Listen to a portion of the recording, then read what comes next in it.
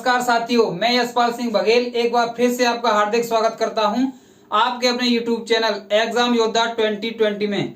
जैसा कि दोस्तों आपको पता है, हम हिस्ट्री पढ़ रहे थे। हिस्ट्री में दोस्तों हमारा इंडियन हिस्ट्री चल रहा था। इंडियन हिस्ट्री को दोस्तों हमने 3 भागों में बांटा था।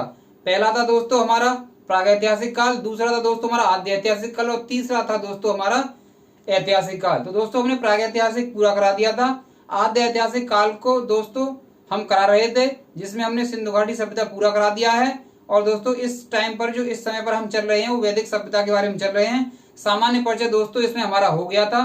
तो जो भी दोस्त आज हमारे नए आए हैं वो चैनल को पहले तो सब्सक्राइब कर लें, जिससे कि आपको हर वीडियो का नोटिफिकेशन मिलता रहे।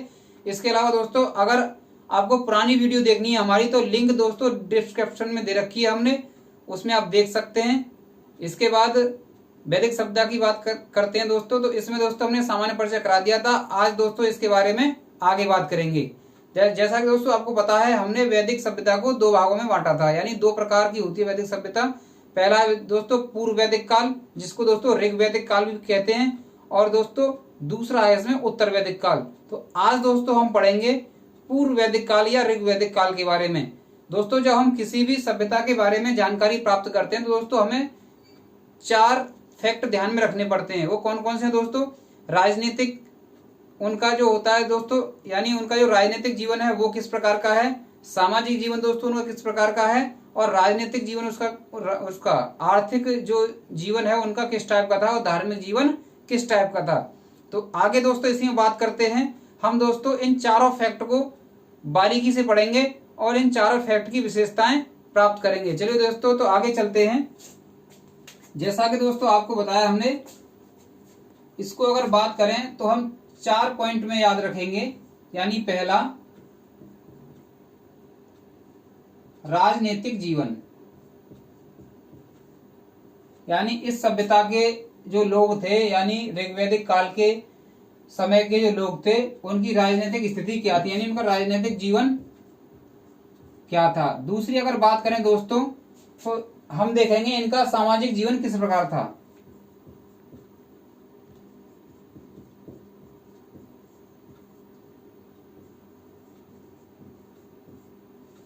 तीसरे अगर फैक्ट की बात करें दोस्तों तो हम देखेंगे इनका जो आर्थिक जीवन था वो किस प्रकार था।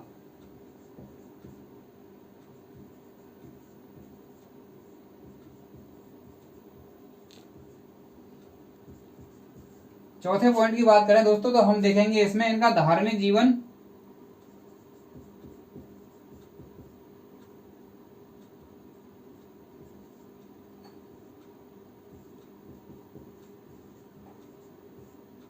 चलिए राजनीतिक जीवन में देखेंगे दोस्तों हम कि इनका मुखिया कौन होता था, ये किस टाइप से रहते थे, यानी कैसे किस प्रकार के समूह में रहते थे, और दोस्तों इनका कैसे चलता था, यानी राजा की सहायता के लिए कौन होता था।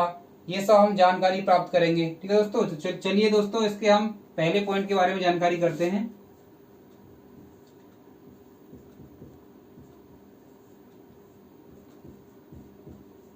राजनीतिक जीवन की विशेषताएं।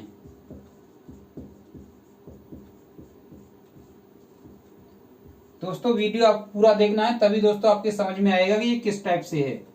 राजनीतिक जीवन की विशेषताएं देखेंगे तो दोस्तों अगर इसमें हम बात करें, पहला पॉइंट अगर हम इसमें देखें तो ये है दोस्तों, यानी इस समाज के लोग या इस काल के लोग किस प्रकार रहते थे। तो दोस्तों कबीले के रूप में रहते थे। कबीले के रूप में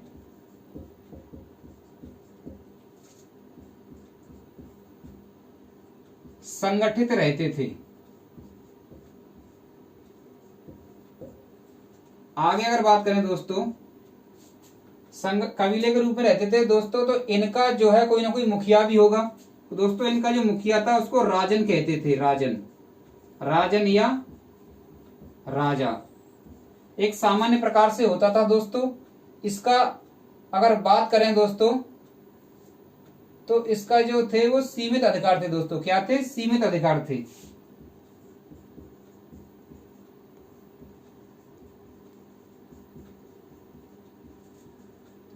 सीमित अधिकार का मतलब यह है दोस्तों कि जैसे मान लो कबीले में लड़ाई झगड़ा हो गया, तो जो कुलीन वर्ग के लोग थे वो अपने स्तर पर ही मतलब न्याय कर देते थे, राजा तक नहीं जाने देते थे उनको। यानी एक राजा जो होता था एक सामान्य ही होता था, बस नाम का ही राजा होता था, उसके अधिकार सीमित थे। राजा की सहायता के लिए दोस्तों 4 प्रकार के समूह थे। कितने प्रकार के? 4 प्रकार के समूह थे। तो लिखेंगे यहां पर दोस्तों, राजा की सहायता के लिए 4 प्रकार के समूह थे।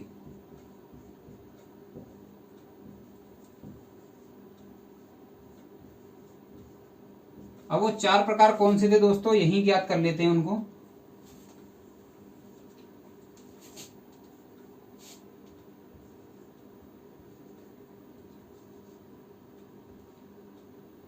पहली बात करें दोस्तों, तो पहला समूह था दोस्तों, उसको बोलते थे समिति। क्या बोलते थे दोस्तों? उसको बोलते थे समिति। समिति की अगर बात करें तो दोस्तों ये आम लोगों का समूह होता था, यानी आम व्यक्तियों का समूह। ठीक है। अगर इसी में दोस्तों आगे बात करें तो आगे होती थी दोस्तों एक सभा। सभा की अगर बात करें दोस्तों तो ये होती थी सभा। अगर सभा की बात की जाए तो ये कुलीन वर्ग के लोगों का, यानी कुलीन वर्ग के जो व्यक्ति थे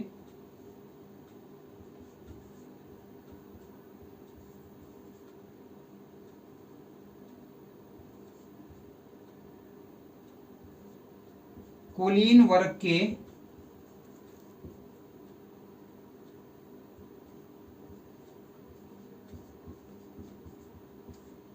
व्यक्तियों का समूह होता था ये। अभी जैसे दोस्तों मैंने बताया कि जैसे मान लो कुछ हो गया, कबीले में झगड़ा हो गया, तो ये जो कुलीन वर्ग के लोग थे ये अपने स्तर पर ही कर देते थे, राजा तक नहीं पहुंच पाता। राजा के अधिकार सीमित थे, यानी राजा उस टाइप का राजा नहीं था जो हुआ करते थे। चलिए, जो बाद में हुआ करते थे, जैसे मध्यकालीन भारत की बात करें तो उस टाइप से रहते थे, उस टाइप के राजा नहीं थे। ठीक है। चलिए आगे बात करें दोस्तों, तो एक और संस्था होती थी विदथ नाम से। विदथ की बात करें दोस्तों, अगर दोस्तों विदथ की बात करें तो ये भी दोस्तों, विदथ दोस्तों किस टाइप के लोगों का समूह था? अगर इसकी बात करें तो दोस्तों ये उपज होती है, उपज खेतों की उपज होती है, उपज व लूट के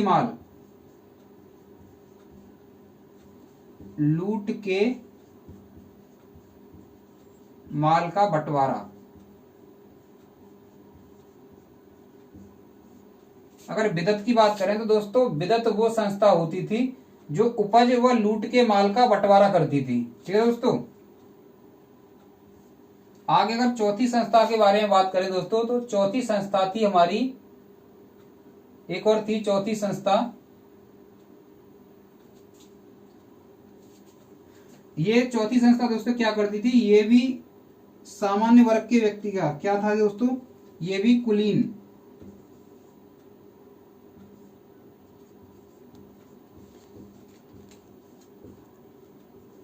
वर्ग के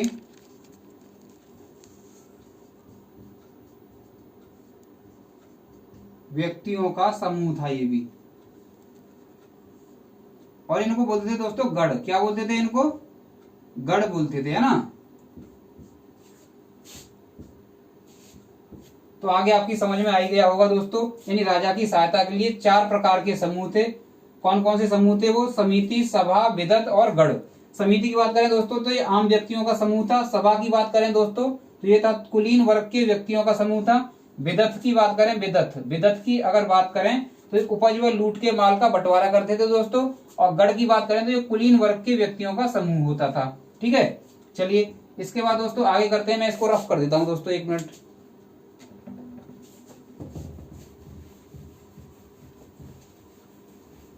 अगर दोस्तों हमारा ये वीडियो आपको पसंद आए तो इसे शेयर जरूर कर देना और दोस्तों लाइक करके जाना है।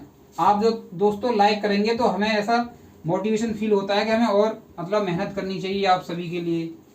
आप इतना हमारे लिए करते हैं, लाइक करते हैं आप वीडियो को। और दोस्तों अगर आज हमारे चैनल पे आप नए आए हों तो चैनल को सब्सक्राइब कर देना। चलिए आगे बात करें तो अगर दोस्तों आगे अगर हम इसकी बात करें तो अधिकारी भी होते थे उस टाइम पे।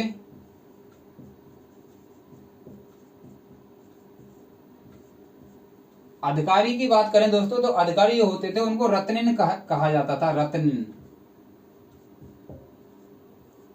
रत्निन कहा जाता था। चलिए आगे बात करते हैं दोस्तों। सेना की अगर बात करें तो सेना दोस्तों नियमित नहीं थी। नियमित नहीं थी यानी अगर दोस्तों लड़ाई झगड़ा हो जाए तो सेना बुलाई जाती थी, यानी जो भी सैनिक होते थे उन्हें बुलाया जाता था। ऐसा नहीं था कि पहले से तैयार रहती थी राजा के लिए। नियमित नहीं थी। आगे बात करें दोस्तों बलि की अगर बारे में बात करें, बलि तो बलि जो था दोस्तों ये एक प्रकार का कर होता था। क्या होता था? कर होता था जो अपनी इच्छा के अनुसार राजा को दिया जाता था।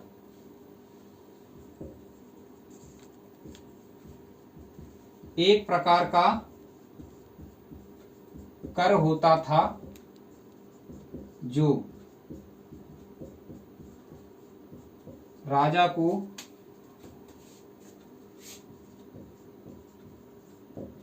अपनी इच्छानुसार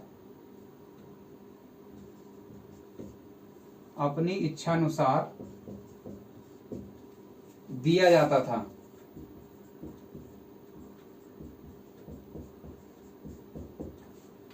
चलिए दोस्तों अगर दोस्तों आगे इसमें बात करें,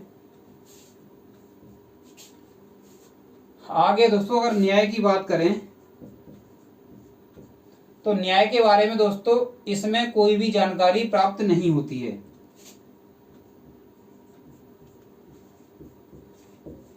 न्याय के बारे में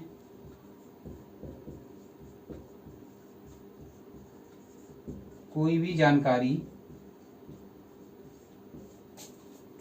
प्राप्त नहीं होती है।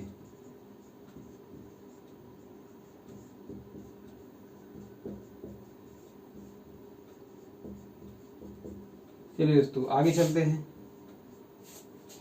अगर आगे बात करें दोस्तों तो जो पुलिस होती थी उस टाइम पे, पुलिस जो होती थी दोस्तों उसको उग्र बोलते थे। क्या बोलते दोस्तों? उसको उग्र बोला जाता था। उग्र। तथा जो गुप्तचर होते थे, जो गुप्तचर होते थे दोस्तों राजा के, उनको बोलते थे स्पष्ट। गुप्तचर को स्पष्ट बोला जाता था। इनको उग्र बोलते थे दोस्तों और इनको स्पष्ट। देख लेते हैं दोस्तों। अधिकारी रत्निन कहा जाता था। सेना की बात करें दोस्तों तो नियमित नहीं थी। बलि की बात करें दोस्तों एक प्रकार का कर होता था जो राजा को अपनी इच्छा अनुसार दिया जाता था, यानी राजा को जो जनता होती थी वो राजा को देती थी। न्याय की बात करें तो न्याय के बारे में दोस्तों कोई जानकारी प्राप्त नहीं होती है। पुलिस की बात करें दोस्तों तो पुलिस को उग्र बोला जाता था और गुप्तचर को स्पष्ट बोला जाता था। तो दोस्तों आगे चलते हैं। आगे मैं इसको रफ कर देता हूं।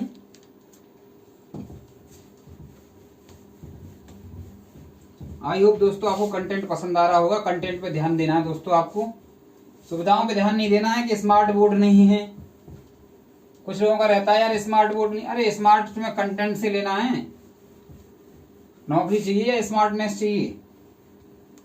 पीडीएफ लोग सजा लेते हैं फोल्डर बना के, ये सर पीडीएफ हिस्ट्री फलाने सर की, मैथ पीडीएफ ये, और उन पीडीएफ को आज तक खोल के भी नहीं देखा किसी ने। पीडीएफ सजा ली एक एक करके हर सब्जेक्ट वाइज, उनको फिर देखते भी नहीं है। कोई नहीं देखता दोस्तों पीडीएफ को, बस सबको सजाने का रहता है कि फोल्डर बना के उसमें डाल लो बस। मात्र 1% ही स्टूडेंट ऐसे होते हैं जो उनका प्रिंट आउट निकलवाते हैं, नहीं तो किसी के पास दोस्तों इतना पैसा नहीं है कि उनमें पीडीएफ का प्रिंट आउट निकलवाए या उनको रिटर्न में करे फिर आराम से बैठ के। किसी का मन नहीं लगता दोस्तों पीडीएफ में उतारने से। तो आप जैसे भी हैं कॉपी पेन लेकर के आप लिखते रहें, आपका बहुत अच्छा नोट्स बन के तैयार हो जाएगा। और ये मेरी गारंटी है दोस्तों कि एक भी क्वेश्चन छूटेगा नहीं। आप क्वेश्चन पेपर लगा सकते हैं, सोलर पेपर लगा सकते हैं किसी भी बुक का या किसी भी राइटर का। चलिए दोस्तों आगे बात करते हैं। दोस्तों ये तो हो गया हमारा राजनीतिक जीवन। अगर दोस्तों आगे बात करें तो आगे बात करेंगे दोस्तों हम सामाजिक जीवन के बारे में। ये बात करेंगे दोस्तों हम कि सामाजिक जीवन लोगों का किस प्रकार था। गर्मी बहुत है दोस्तों, क्या बताया जाए आपको। चलिए दूसरा है आपका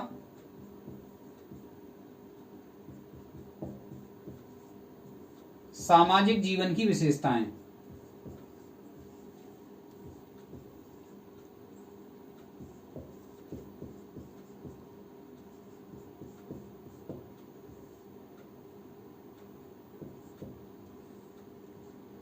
चलिए सामाजिक जीवन के बारे में दोस्तों अगर हम बात करें तो समाज जो था दोस्तों वो समतावादी था। समाज क्या था?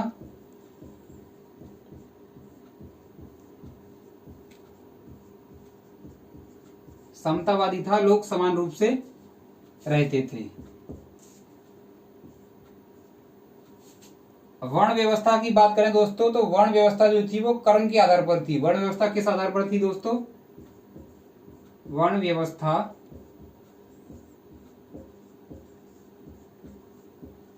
कर्म के आधार पर थी। यानी अगर दोस्तों कोई नाई है यानी बाल काटता है तो वो नाई माना जाएगा। अगर दोस्तों कोई लोहारगिरी करता है या अगर दोस्तों कोई बढ़ईगिरी करता है, लोहारगिरी तो नहीं होती थी, अगर दोस्तों कोई बढ़ईगिरी करता है तो वो बढ़ई कहा जाता था, है ना। इसके बाद दोस्तों अगर कोई और काम करता है तो वो उसको उसके व्यवसाय यानी उसके कर्म के आधार पर जो वो काम कर रहा है, कर्म के आधार पर चर्म का काम कर रहा था उसको चर्मकार बोलते थे, बुनने का काम कर रहा था उसको बुनकर बोलते थे। तो ये था दोस्तों। तो वर्ण व्यवस्था जो थी वो कर्म के आधार पर थी। और पिछले लेक्चर में दोस्तों मैंने आपको बताया था कि जो वर्ण व्यवस्था है वो ऋग्वेद के 10वें मंडल में और पुरुष सूक्त में इसका वर्णन हुआ है। उसके अनुसार 4 वर्ण थे, ब्राह्मण, क्षत्रिय, वैश्य, शूद्र। वर्ण व्यवस्था का सर्वप्रथम उल्लेख कहाँ मिलता है दोस्तों? ऋग्वेद में मिलता है। ये मैंने आपको बताया था सामान्य जो परिचय करा रहे थे वैदिक सभ्यता का। चलिए दोस्तों आगे बात करें तो आगे अगर दोस्तों बात करें तो जो सबसे छोटी इकाई होती थी दोस्तों, समाज की जो सबसे छोटी इकाई होती थी उसको क्या कहते थे दोस्तों? परिवार कहते थे। समाज की सबसे छोटी इकाई, समाज की सबसे छोटी इकाई को परिवार या क्या कहते दोस्तों? कुल कहते थे।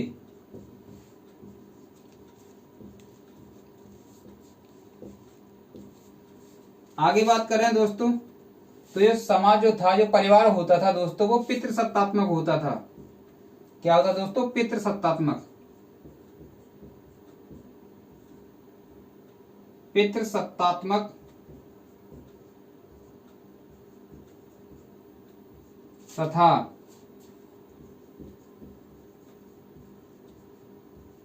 संयुक्त परिवार होता था।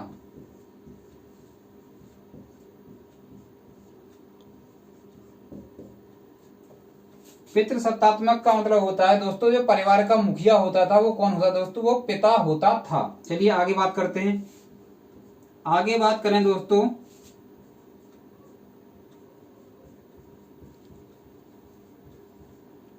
महिलाओं को शिक्षा प्राप्त करने का अधिकार था।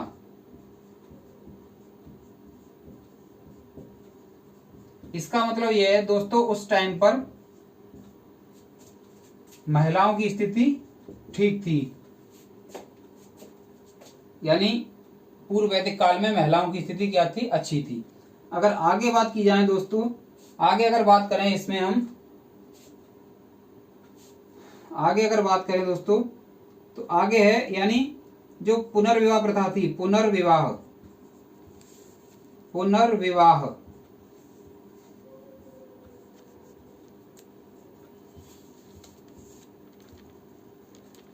प्रथा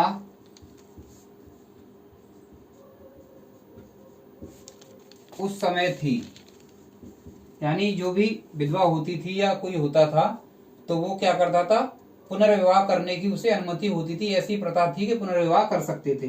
अगर आगे बात करें दोस्तों बाल विवाह, बाल विवाह की बात करें, बाल विवाह, तो बाल विवाह प्रथा उस टाइम पर नहीं थी, यानी बच्चों, छोटे छोटे बच्चों की शादियां नहीं होती थी उस टाइम पर।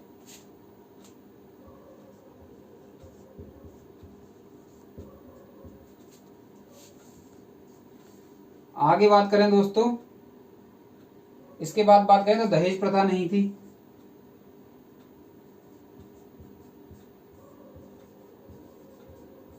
दहेज प्रथा नहीं थी।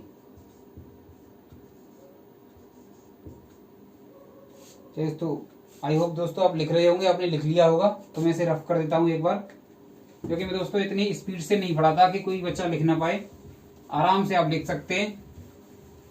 और दोस्तों आप जो है इस कंटेंट का कंपैरिजन भी कर सकते हैं। अगर आपको ये लग रहा हो कि मैं ऐसे ही पढ़ा रहा हूं, तो आप जो है इसका कंपैरिजन कर सकते हैं किसी भी चैनल से, ठीक है। लेक्चर देख सकते हैं किसी और चैनल से और मेरे चैनल से, फिर आपको पता चलेगा कहाँ डीपली या अच्छा समझाया जा रहा है, कहाँ कैसा समझाया जा रहा है। चलिए दोस्तों अगर आगे बात करें तो बाल विवाह प्रथा नहीं थी, दहेज प्रथा नहीं थी, और क्या नहीं था, पुनर्विवाह प्रथा थी। उसमें दोबारा शादी कर सकते थे। अगर आगे बात करी जाए दोस्तों, इसमें अगर आगे बात की जाए तो सती प्रथा नहीं थी उस टाइम पे।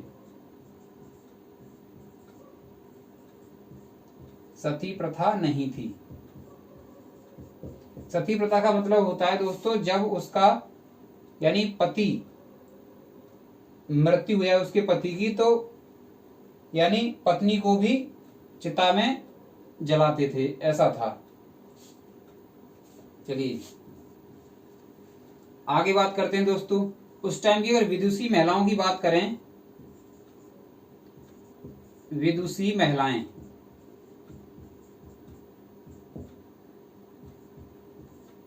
तो विदुषी महिलाएं कौन कौन सी दोस्तों उस टाइम पे, विदुषी महिलाओं की बात करें तो अपाला, ये एग्जाम में पूछा गया है दोस्तों कई बार, अपाला, घोषा। इसके बाद दोस्तों अगर आगे बात की जाए तो लोप मुद्रा, तीसरी कौन है दोस्तों, लोप मुद्रा, ठीक है। सती प्रथा नहीं थी, विदुषी महिलाएं कौन कौन सी थी, अपाला, घोषा और लोप मुद्रा। अगर आगे बात किया है दोस्तों खाते क्या थे ये लोग, तो ये लोग दोस्तों शाकाहारी और मांसाहारी दोनों प्रकार का भोजन करते थे। भोजन की अगर बात की जाए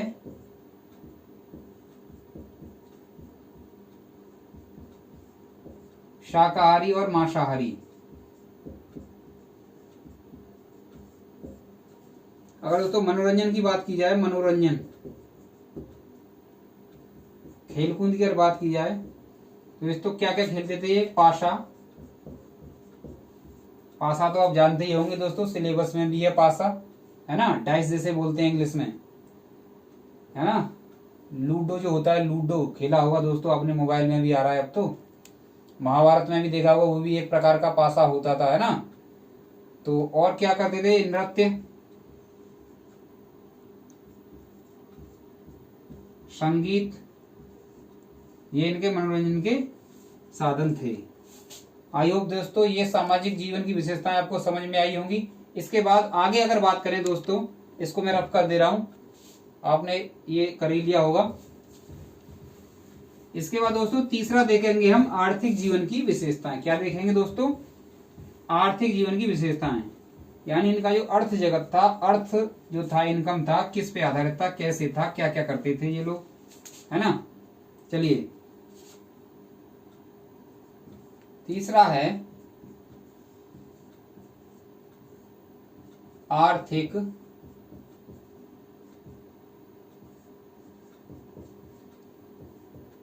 विशेषताएं। चलिए दोस्तों आर्थिक विशेषताओं की अगर बात की जाए तो इसमें दोस्तों पहला पॉइंट हम देखते हैं, यानी अर्थव्यवस्था का जो मुख्य आधार था, यानी अर्थव्यवस्था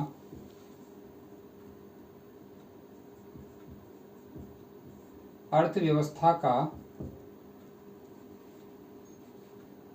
मुख्य आधार।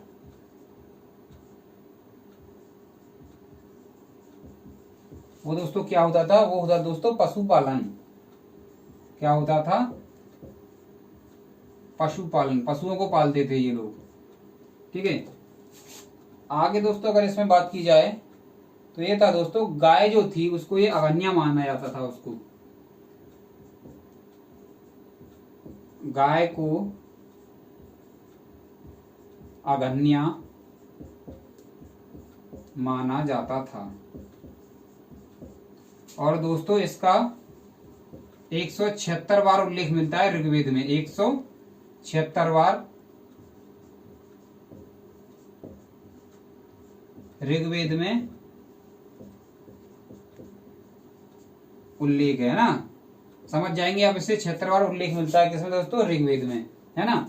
और अगन्या का मतलब होता है दोस्तों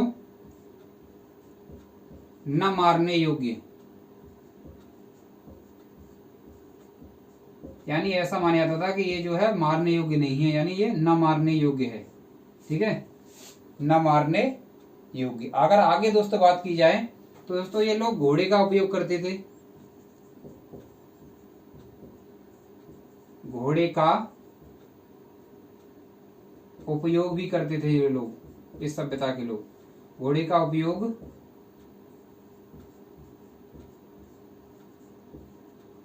करते थे। लेकिन घोड़े का उपयोग किस में करते थे दोस्तों, ये रथ में करते थे, है ना। किस में करते थे दोस्तों, ये लोग घोड़े का उपयोग जो करते थे वो रथ में करते थे, यानी रथ में करते थे, है ना। अगर आगे बात की जाए दोस्तों तो कृषि का जो महत्व था वो उस टाइम पे क्या था, बहुत ही कम था कृषि का महत्व।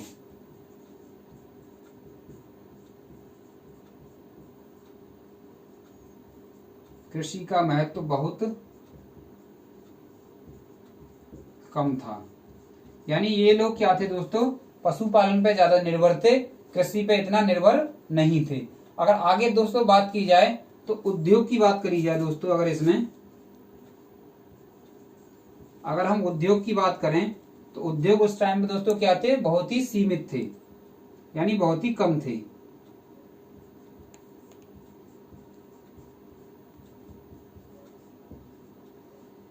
उद्योग की बात किया जाए दोस्तों कम स्तर पर थे, यानी बहुत ही कम लेवल पर थे। और कौन कौन से थे, अगर बात की जाए दोस्तों बढ़ईगिरी थी, बढ़ईगिरी। बात किया तो बुनकर भी थे उस टाइम पे, चर्मकार थे, चमड़े का जो भी काम करते हैं। और इसके अलावा दोस्तों स्वर्णकार भी थे उस टाइम पे, है ना।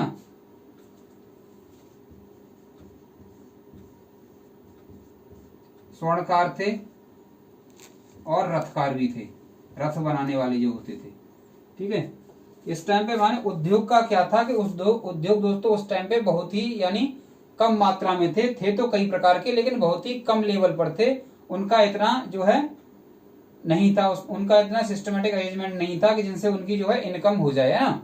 चलिए आगे बात करें दोस्तों तो ये यहाँ आपका आर्थिक विशेषताएं कंप्लीट हो जाती हैं। कर लेना दोस्तों, स्क्रीनशॉट भी साथ साथ ले लिया करो। अगर इस टाइम पे आप, जैसे होता है ना कभी कभी बेड पे पड़े पड़े देखते हैं, तो उस टाइम पे आप स्क्रीनशॉट भी ले सकते हैं। स्क्रीनशॉट लेकर के आप बाद में भी इसको रिटन वर्क कर सकते हैं। चलिए तो इसको मैं रफ कर देता हूं दोस्तों। इसके बाद दोस्तों हमारा लास्ट इसका जो विशेषता है वो है हमारी दोस्तों धार्मिक जीवन की विशेषताएं। ये देखेंगे दोस्तों कि ये जो है किसकी पूजा करते थे, है ना। पूजा करते होंगे, इंसान थे तो किसी न किसी की तो पूजा करेंगे ना। ऐसे थोड़ी नहीं कि खाने पीने में ही लगे रहें, पूजा भी करेंगे।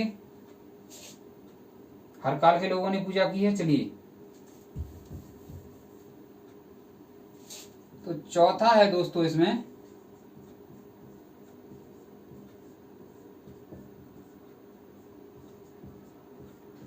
धार्मिक जीवन की विशेषताएं।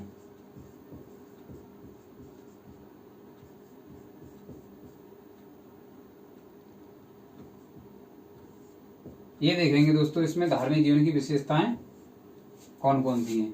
तो सबसे पहले दोस्तों अगर मैं आपको बता दूं तो धार्मिक जीवन की विशेषताओं में क्या है कि ये जो है दोस्तों प्रकृति पूजक थे। क्या थे? प्रकृति पूजक थे, यानी प्रकृति की पूजा करते थे, प्रकृति पूजक थे। अगर देवताओं की बात करें दोस्तों, ये किन किन देवताओं को मानते थे? देवताओं की 3 सीढ़ियां हैं दोस्तों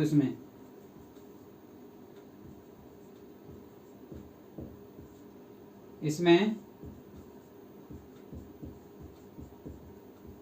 देवताओं की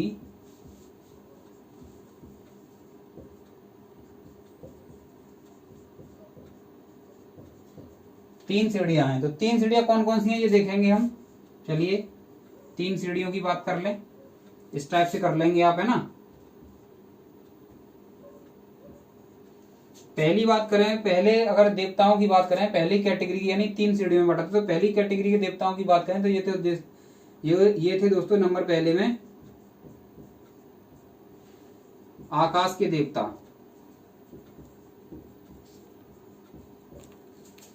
दूसरे थे दोस्तों, दूसरी की बात करें तो दोस्तों ये थे अंतरिक्ष के देवता।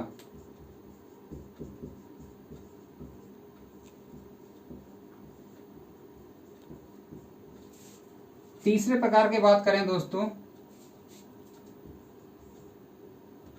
तो ये थे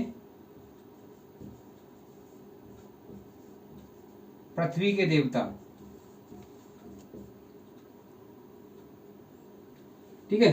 अगर इसके बाद बात करें दोस्तों तो आकाश के देवता कौन कौन से थे ये देखेंगे हम। तो आकाश के देवता की बात करें, इसमें है दोस्तों तुम्हारा सूर्य, दूसरा है इसमें दोस्तों वरुण, तीसरे देवता हैं इसमें दोस्तों विष्णु,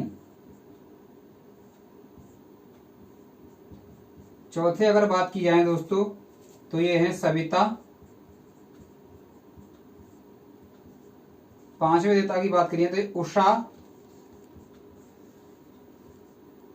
छठे की अगर बात करें दोस्तों तो पूषण, सातवें की बात करें दोस्तों अगर इसमें तो ये हो जाएंगे दोस्तों अश्विन।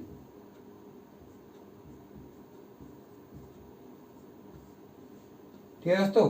अगर आगे दोस्तों अगर इसमें बात की जाए तो इसमें दोस्तों एक और है 8 में मित्र। मित्र को नहीं भूलना चाहिए, दुनिया में किसी को भी भूल जाओ। ठीक है, चलिए आगे बात करते हैं। आगे दोस्तों अगर अंतरिक्ष के देवता की अगर हम बात करें तो ये देखेंगे अंतरिक्ष के देवता हमारे कौन कौन से हैं। तो अंतरिक्ष के देवता की बात करें तो इनमें नंबर पहला है इंद्र, दूसरे हैं दोस्तों आपके रुद्र, आपके नहीं मतलब इन लोगों के कौन से पूर्व वैदिक काल के जो लोग थे उनके रुद्र। तीसरी बात करें तो मारुत, चौथे दोस्तों अगर बात की जाए तो यह है वायु। दोस्तों इसके बाद हम आएंगे पृथ्वी के देवता। तो पृथ्वी के देवता देखते हैं दोस्तों कौन कौन से हैं। पृथ्वी के देवता की बात करें तो अग्नि, पृथ्वी, तीसरे दोस्तों अगर बात की जाए तीसरे हैं आपके सोम, और चौथे हैं बृहस्पति। स्क्रीनशॉट ले सकते हैं दोस्तों।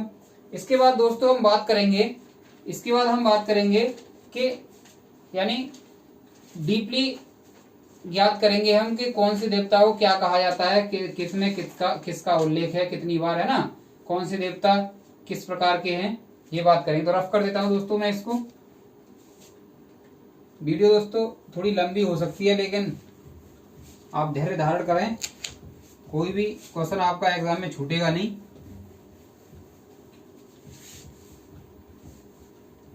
पूरे फोकस को दोस्तों आप वीडियो देखा करें ईयरफोन लगा के। ठीक है, चलिए दोस्तों अब इसमें हम ज्ञात करेंगे दोस्तों अलग अलग देवताओं के बारे में कुछ डीपली जानकारी प्राप्त करेंगे। तो पहले ज्ञात करेंगे दोस्तों इंद्र के बारे में। इंद्र की अगर दोस्तों बात करें तो इंद्र को बोला जाता है किला तोड़ने वाला। क्या बोला जाता है दोस्तों? इंद्र के बारे में बोला जाता है कि ये किला तोड़ने वाले हैं, किला तोड़ने वाले देवता। और ये दोस्तों सबसे क्या है, प्रमुख देवता हैं इस काल के, सबसे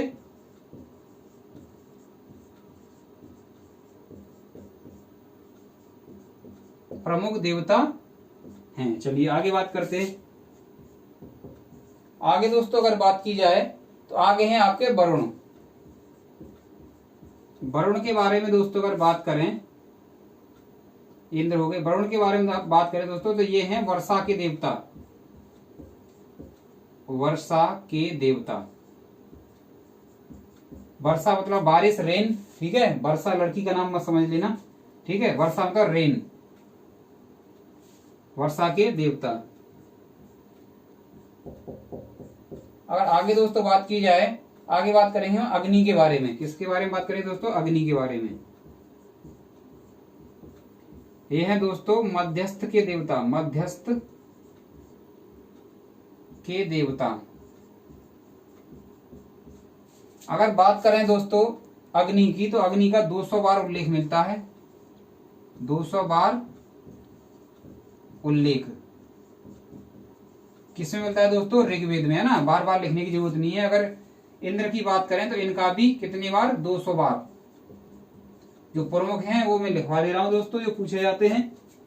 बाकी प्रत्येक का याद रखने की कोई भी जरूरत नहीं है, उतना ही पढ़ेंगे जितना एग्जाम में पूछा जाता है ना।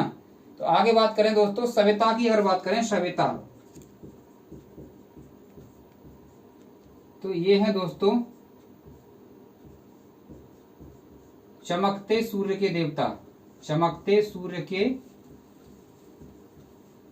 देवता। और दोस्तों आपने गायत्री मंत्र सुना होगा, ये इन्हीं के लिए बोला जाता है गायत्री मंत्र, है ना।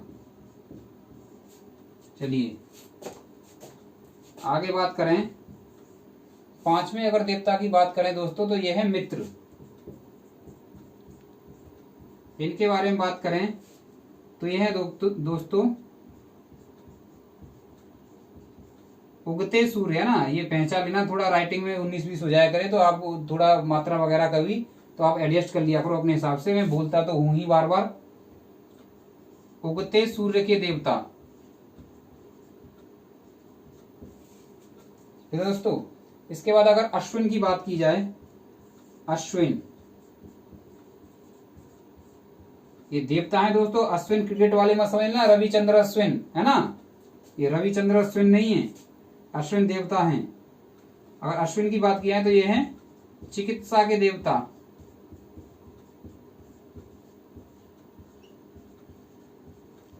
चिकित्सा के देवता। ये छठा है, ठीक है। ये सातवां, है ना। अगर दोस्तों आगे बात की जाए, इसमें पूषण की बात करते हैं दोस्तों, पूषण तो ये है पशुओं के देवता।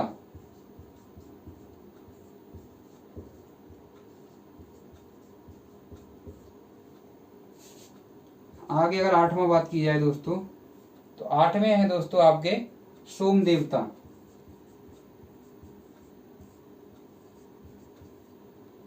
सोम, सोम देवता हैं। अगर सोम की दोस्तों बात की जाए तो ये हैं दोस्तों आपके वनस्पति के देवता,